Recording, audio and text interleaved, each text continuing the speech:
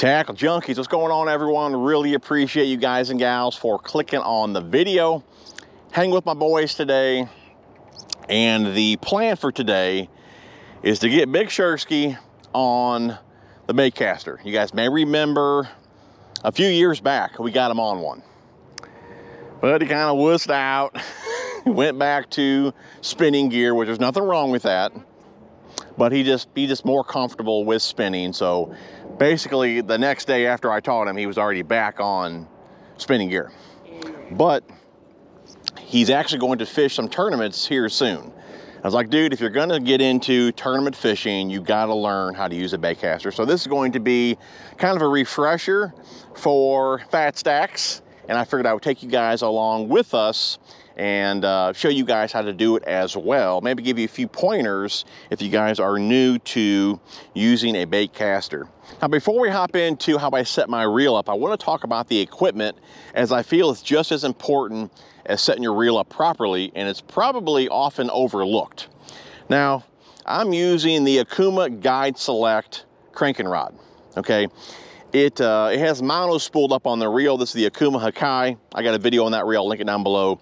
Definitely check it out, awesome reel. But this combo here I have mono on, which is why I grabbed it. When you're starting out, you want to use mono. We'll get into the line more in a second. But like I said, the specs of your gear is a pretty big deal into not backlashing as much. And I say as much because no matter how good you are, you're going to backlash. But if you don't have your equipment dialed in, you're going to backlash even more, okay? So it's a pretty big deal to match your line lure weight to the rod. A bad example would be, let's say you want to toss an 1/8 ounce lure. You're going to run 20-pound test on a rod that loads a 1/4. I mean, that is like a terrible situation. It's going to be a very bad backlash. You need to make sure you're using light enough line, especially when you're using lighter lures. The way the lure can pull the line out much easier, but you need to make sure that your rod can at least load that weight rating. Okay, whatever weight you pick, make sure the rod can load that. There'll be a minimum and a max on the rod. This particular one here is 1/8. I do believe I'm using the Biospawn Exo Pop here. I got a video on that as well, which I'll link down below. I believe it's right around 3/8, maybe a half, something like that. So it's more than enough weight to load the rod on the back cast so you can get a nice cast. For the line, we are running mono. And I say mono is the best line for a beginner. A lot of guys say to use braid. Braid doesn't have any memory, and that's why they say to use it. But if you backlash with braid, it can be a pain in the butt to get out. If you're using a heavier lure and you backlash on a hard cast, there's a good chance you could break off that lure. So yeah, braid doesn't have any memory, but it does have some cons to it too. So I would stay away from the braid. Plus, it's pretty expensive. So it could cost you a few bucks to learn with braid. Fluorocarbon, again, is expensive. It's got some memory to it. Mono is just pretty forgiving and it's cheap. So if you have to cut it out and re-spool pretty often, it's not going to cost you that much money. Some of my favorite monos, one of them is Seagar Senshi, that's discontinued. Another one would be Suffolk Siege. Let's talk about the reel here. All right. Again, this is the Akuma Hakai. It has magnetic braking. I prefer a reel with magnetic braking over centrifugals. Centrifugals, normally you have less options as far as your brake settings go. You might have anywhere from like 2 to 6. With magnetic, like the Hakai here, you got up to 10.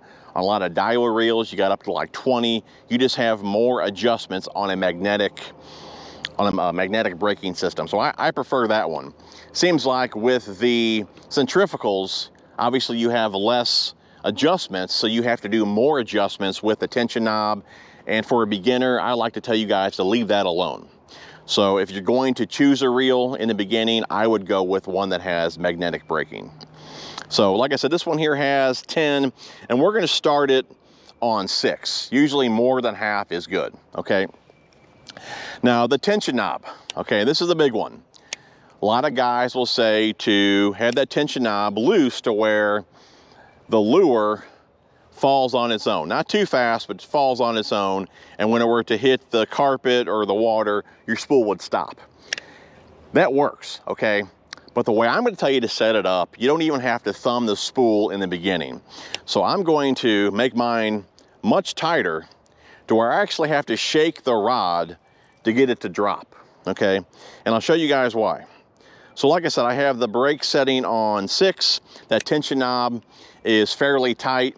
So I can make it cast here and not even thumb the spool. Okay, I touched the spool when it hit the water, but I'll show you again. I can make a cast here and not even touch that spool, like I said, until it hits the water. Let's go ahead and try it, not even touching the spool when it hits the water. Okay, cast, hit the water, line's fine, all right? Didn't overrun, no backlash, nothing. Let's do one out here so you guys can see a bit better. A cast, okay. Didn't even touch the spool. Now for me, I think that is the perfect setup as a beginner. You can always loosen that tension knob, but in the beginning, all you're trying to do is get a feel for the baitcaster. You wanna keep making casts, right? So if you're constantly picking out backlashes, you're not really getting any practice. You can always loosen that up once you get the feel for it. Something else, follow through. When you're making a cast, follow through. You don't want to stop like up here, okay? Make sure when you make a cast, you follow through. Because if you stop up here, most likely that lure is going to just nosedive right in front of you just because you didn't really, it loaded, but you didn't really follow through to unload it and cast. You just kind of stopped it in motion and it's going to, just like I said, nosedive right in front of you. That's a backlash. So you want to follow through.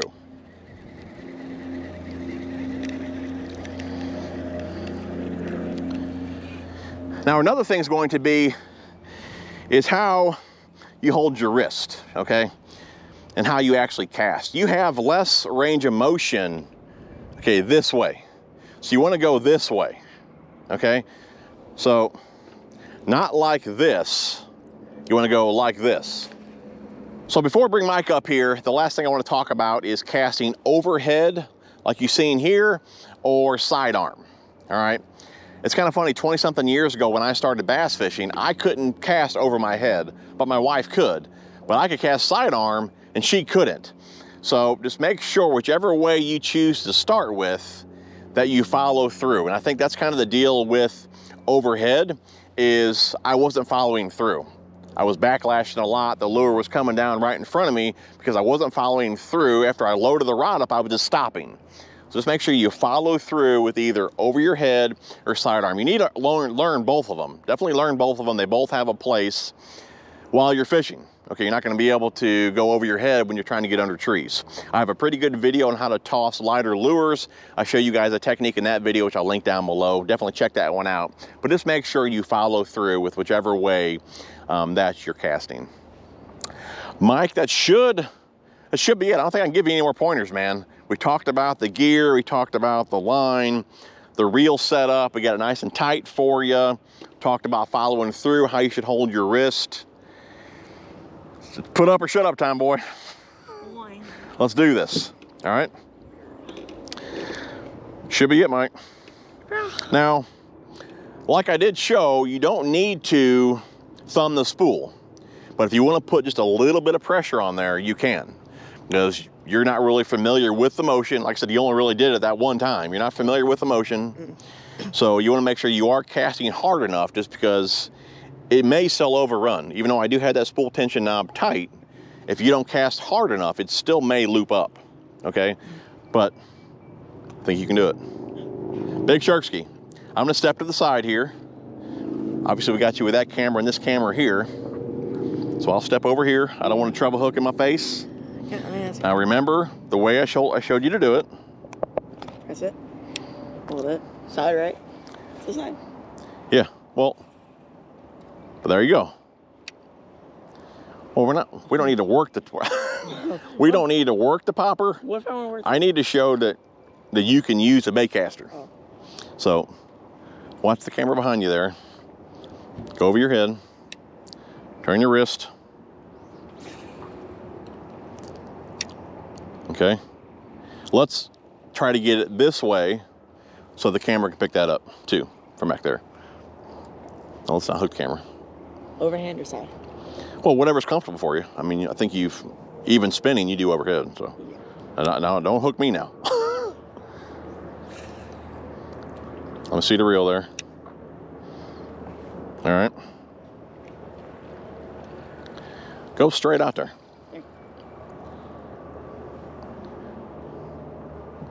Oh, you're good.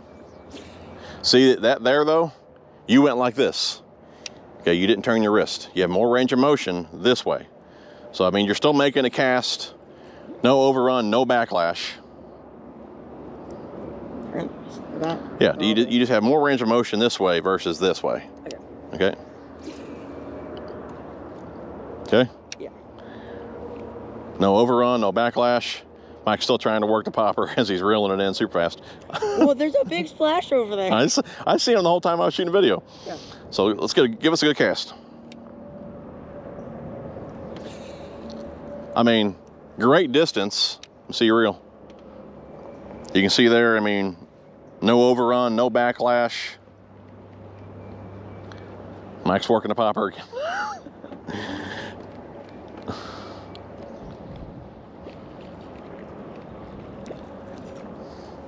Throw it out there. Good one. Don't touch the spool. Don't touch it. Try not to touch it. Throw it out there. Wait, if I just click it, will it go? No, it's tight. Okay. You can click it. No, well, you have to hold it when you cast. I'm talking about when you cast. Oh, let go. Yeah, well, you know what? I just thought of something. If you leave a bit of line down, like he had that reeled up pretty close to the tip. But if you leave anywhere, I don't know, 12 to 14 inches, that extra line hanging down will help load that rod to get you more distance. You don't want it this close to the tip. So, don't use the... Well, go ahead and thumb it to start, but when you release, let go. You don't have to hold it. Okay. Go ahead. And you can see there, bring it to me, don't touch it. I mean, no overrun, no backlash. Dude's on a baitcaster and he's got great distance out there. I don't know if you guys can see that. Look how easy that walks. I mean, Mike is he don't even throw top water other than a frog. And look how easy he can get that popper to walk. I mean, dude's basically a beginner. I'm telling you guys, go watch that video on the new Biospawn popper. It walks super, super easy. I've never done this before. We only did it actually the one day before we left. It's the only time you did. This is his second time walking the dog, and he does it like effortlessly with his Biospawn Exopop. Good cast, no backlash. Dude's on a baitcaster. But I tell you what, he wouldn't be on a baitcaster that easy, that quick, if I had that tension knob loose. That really is the key. Obviously, like I said, you got to match the line, the lure weight, and the rod. That's a big one. Use mono. Use the techniques that I showed you, but keep that tension knob tight, and you'll make more casts and pick out less backlash. Should I put that on a shirt? Do another one more. And there it is. Nice cast. No overrun, no backlash. Big Shursky is ready for the tournaments. No joke, if you guys go back and watch those videos, Mike hasn't used a baitcaster. Really, you may have used it like once or twice, like when I was using the Exopop in the video, what, last week? Yeah. He made a few casts after the video was done, so I mean, he maybe has made a dozen casts with a baitcaster since we made that video a few years ago. Other than that, he hasn't even touched it. So hopefully it's a good refresher for him. Hopefully it's a great video for you guys and you guys learned something. If you guys liked the video, be sure to smash the thumbs up. If you guys feel I left out any key advice, please leave that down in the comments. Love you guys. We will see you guys on the next one. Peace.